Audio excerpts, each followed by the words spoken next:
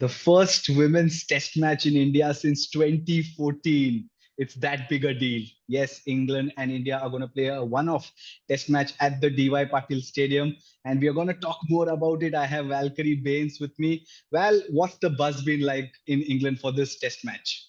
I guess it's good. They're coming off the back of a Ashes test 6 months ago now, so it does sound like a long time ago. But that was, a really good match. Australia won it, but it was a really hard fought contest over 5 days, and it just sort of feel like they're riding a bit of a wave of excitement to play another test reasonably soon. I mean, we all know that tests certainly don't come thick and fast in the women's game, so for England to be playing sort of two in the space of 6 months. I sense, they're really looking to take it on. How about the India side? I mean, they seem very excited, but as always, the talk or the focus is on the pitch and how it will play. Because remember, it's a 4-day game for the women. Generally, the men's test lasts 5 days. So, saw a bit of grass being shaved off from the surface. It looked very brown, if I may.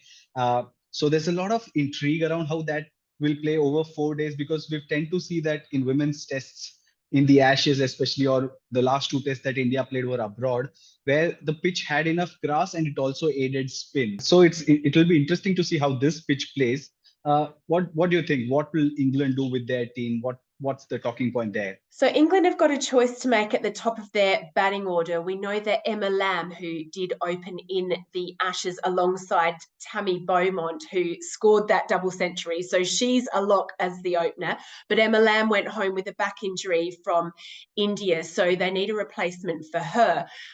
They have got some options there. They can look at Sophia Dunkley. She's in a little bit of a lean spell with the bat. I mean, during the T20, she scored 1, 9, and 11. She scored a half century in the T20s against Australia during the Ashes, but since then, she's only scored one other 50, and that was at the WBBL. So a little bit of a lean patch, but she has got experience there, so they could opt with her. They also have Danny Wyatt, so a vastly experienced player, but only made her test debut in that Ashes test in June. Did very well there, but we also know how explosive a batter she can be. So can she rein that in enough to open the batting in a test, or do they go with her further down the order? And then there's Alice Capsey. She didn't make a massive amount of runs in the T20s out there in India either, but she is an option there. She didn't play in that test during the Ashes, hasn't played a test yet, but she's really built her experience over the last year or so.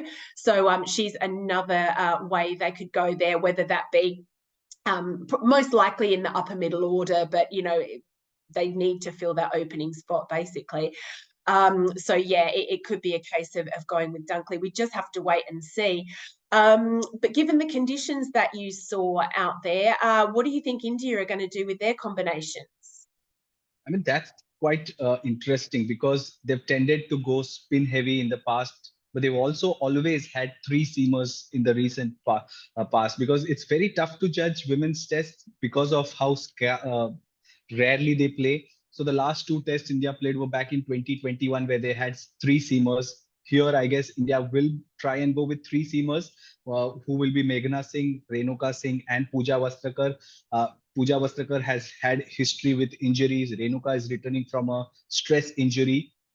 But the spin composition is where I'm keen to look at, because there is Deepti Sharma, a constant presence, but Sneh Rana with her off spin is very, very tough to leave out given the skill set she brings. There's also Rajeshwari Gaikwad and the new left arm spinner in Saika Ishak. So I'm thinking it might be Ishak who misses out, and India should go with three seamers.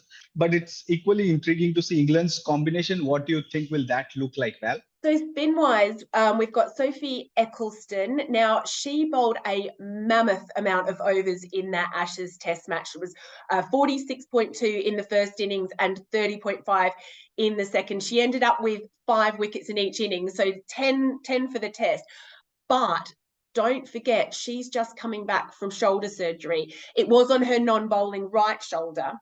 the T20s against India that we've just seen, and she made a wonderful comeback there, sort of 3 wickets and a great catch in that first match. And so she's come back well in the shortest format, but managing her workload will have to be a consideration, given that those matches were her first since she had surgery in August. They do have Charlie Dean out there, and she missed that first T20I, but then came in and she sort of got wickets that mattered in the next 2 T20s that she played, got sort of both the openers, and then Jemmy Rodriguez in the third match there, who was looking good. So she is really good as an option to share the spin bowling with Sophie Eccleston. And then seam-wise, so you've got a lot of experience in Kate Cross.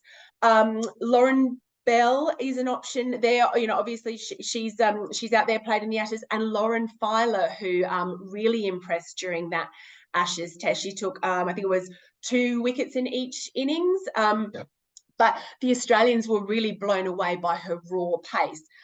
Experience is the thing there, you know, whether, you know, they, and the conditions as well, whether they opt for her, but she was very impressive in that Ashes test. So that'll be really interesting to see her out there in what is going to be, I understand, England's 100th test match. Cannot wait.